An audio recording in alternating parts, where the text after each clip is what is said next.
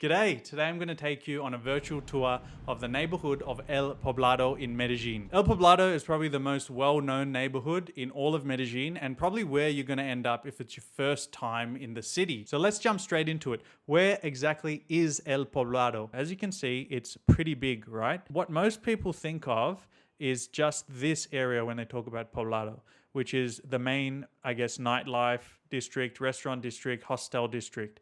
But it's a very small part of the whole city. So if you zoom out, we have all this. And there's some really, really great areas which are located in Poblado.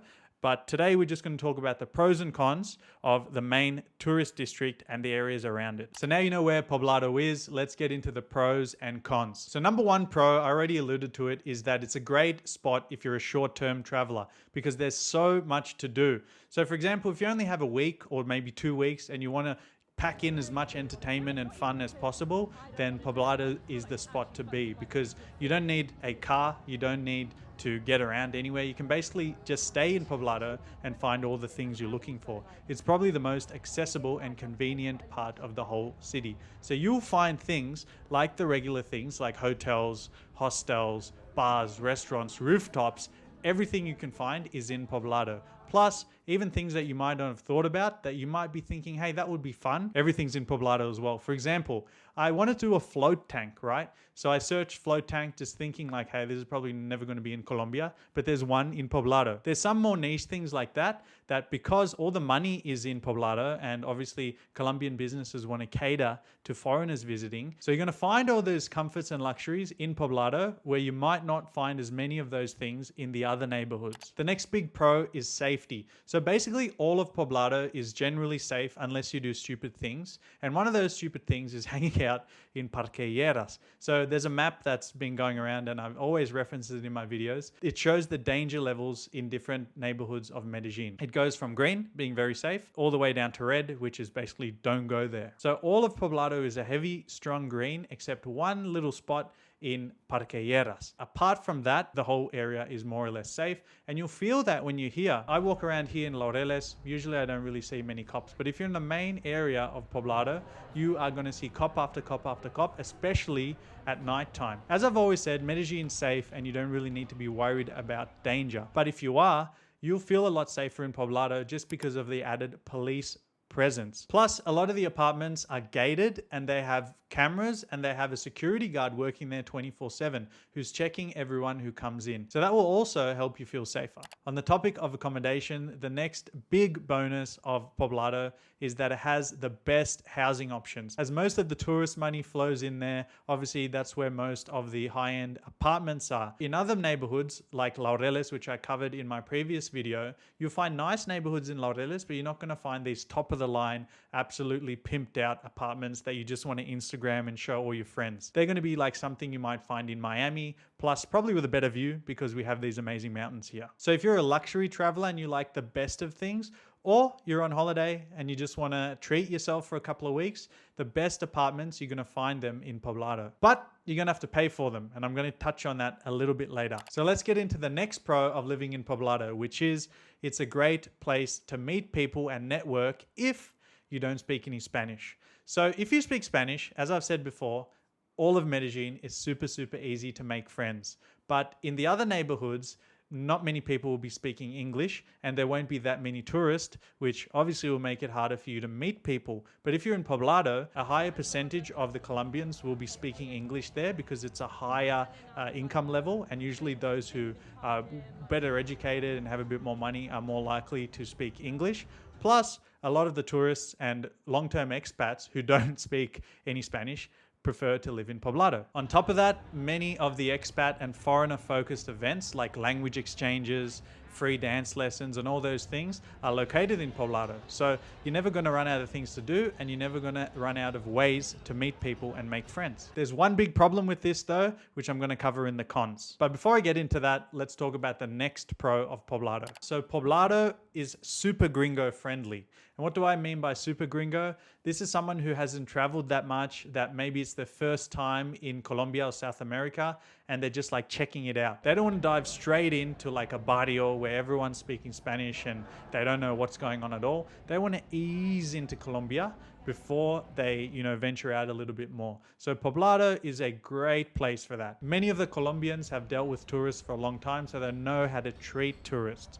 Let me give you an example. So usually when I'm in Poblado and I'm speaking to a Colombian, even though I speak Spanish, upon looking at me the first time, they might try and speak English, or they'll speak Spanish in a very slowed down manner, because they know that if they speak full speed with a lot of slang, I'm not going to understand anything, because they understand tourism, they understand other cultures. In some of the other neighborhoods of Medellin and Colombia, they don't see that many foreigners. They don't understand how to treat people of other cultures. So they're going to talk to you how they talk to their mum or their dad or their friends, full speed, full slang, and you're not going to understand anything. So Poblado, in that sense, is a lot easier for you to navigate, right? Especially if you don't speak Spanish and you don't understand the culture. Plus, there's areas like the Manila neighborhood, which is basically like a backpacker hotspot. There's so many hostels there, restaurants, cafes. You're always going to be seeing foreigners. Usually, if you walk through and you're just looking at restaurants and cafes, every single one of them is going to have at least one foreigner in there. So you're going to feel maybe a little bit more comfortable, because as I said, if you've never left the country before, this is one of your first trips, and you just dropped in a place where you're the only one who looks like you might feel a little bit uncomfortable, and you're not going to feel that way in Poblado. But it's not all good. As I said, with every place, there's pros and there's cons. By the way, if you're visiting Medellin and you want some ideas of things to do, I've left the link to my free ebook in the description, so you can download that. It's got all my personal recommendations and my personal photos and experiences in there, plus some of my great local contacts. Now let's talk about what's bad in Poblado. And I guess we need to talk about price first, because compared to other neighborhoods, it can be 50%, 60%, 70% more expensive for accommodation. We already know that all the luxury apartments are in the Poblado section. Plus, they know that all the short-term tourists are coming here to stay, who are coming for a couple of weeks. They might be spending like $5,000 a month in LA or $6,000 a month in Miami. So $2,000, $3,000 for them is nothing. They're actually saving money. So expect to see some super, super shitty places, like a super tiny studio for a lot of money in Poblado. You're going to be shocked actually by the pricing. And that's not indicative of all of Medellin. That's just that section. The Airbnb owners have caught on that they can make this much money for people who come for a couple of weeks and don't really care how much they spend. You might even be paying upwards of $1,500 a month for a tiny studio with no amenities. If you don't want to spend that money, you might want to look at another neighborhood. But it's not just accommodation that's expensive. Everything else in Poblado is expensive as well. For example, restaurants. If you go and eat at the restaurant there, it might cost you $10, $15, $20 a meal. Whereas in some of the other neighborhoods, you can find meals for about $5 to $10, half the price of Poblado. I've even heard a couple of stories of people going to Provenza, the main party district of Poblado,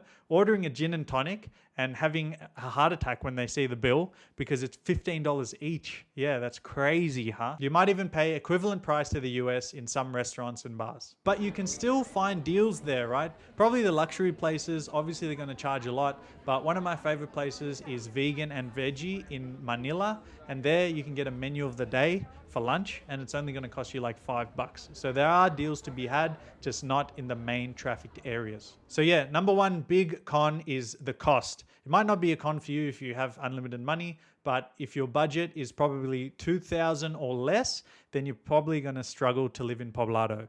$2,000 and up, you're probably going to be able to do it. So con number two is that Poblado is not a walkable neighborhood at all. Manila, which I spoke about before, is generally flat, but most of the other areas are extremely, extremely hilly. If you are someone who just likes to walk out your door and walk around, go to the cafe, co-work, or just go for a nice walk for some exercise, that exercise is not going to be light. That's going to be mountain climbing. You might want to bring, some pickaxe and a rope and some climbing shoes, because it's going to be a tough slog. So if you're someone who doesn't really work out much, or you just don't want to, physically exert yourself on your holiday, one way around this is just take an Uber. Yeah, don't really try and walk, because it's going to be tiring, and probably by the time you get to where you want to go, you're going to be full of sweat. And the third big con of Poblado is something that I actually mentioned as a positive earlier, is that there's lots and lots of tourists. So you may not mind this because you want to meet people and you want to hang out with other foreigners, but some some people don't like this, right? Some of you might actually come to Colombia to get away from Americans or get away from wherever you're from, and you want to really hang out with Colombians and really immerse yourself in the culture. Poblado would not be the place to do it. I wouldn't recommend it. There's definitely other neighborhoods like Laureles, Belén, Envigado, where you can feel much more part of the Colombian culture, immerse yourself in Spanish, and get a much more wholesome experience of what real life Colombia is all about. When I say things like this, sometimes people get offended because they're like, oh, Poblado has Colombians. Not all Colombians are poor. Yeah, you have a point, but that would also be like going to Beverly Hills in LA and going, oh, this is how Americans live. Obviously, you know, that's not true. So if you really want an accurate depiction of how most people in Medellin and in Colombia live, you'll need to get out of Poblado. One other negative that I definitely need to mention, and you need to be aware of it before you come here, is that if you look like a foreigner, you know, if you're tall, maybe light eyes and white skin, then you're probably going to get hassled on Calle Diaz. Calle Diaz has a lot of beggars, a lot of people selling stuff. So they're going to come up to you and they're probably going to try and sell you stuff. So just keep walking, say gracias and ignore them. But maybe you might just feel a little bit overwhelmed by it, but you're definitely going to get that if you're walking in Calle Diaz on Poblado. That's my pros and cons. What do you think? Did I leave anything out? Leave it in the comments. I love to hear what you have to say.